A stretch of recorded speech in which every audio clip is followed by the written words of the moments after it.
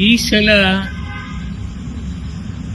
Cabinet ರೀಸಫಲ್ ಅಂದ್ರೆ ಸ್ವಲ್ಪ late ಆಗಿದೆ.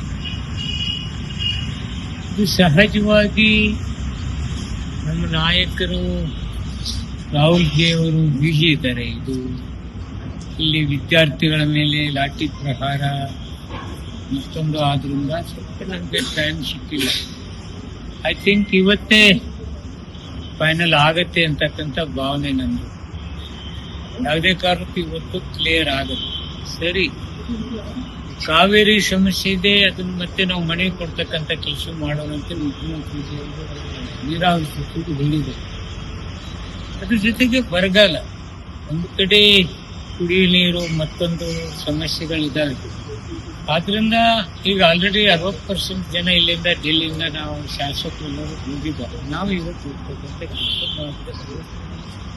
ಇದು ಸಹಜವಾಗಿ ಒಮ್ಮೊಮ್ಮೆ ಎಲ್ಲ ಪಕ್ಷದಲ್ಲಿ ನಡೆಯುವ ರೀತಿಯಲ್ಲಿ ನಮ್ಮದು ಸ್ವಲ್ಪ ಲೇಟ್ ಆಗಿದೆ.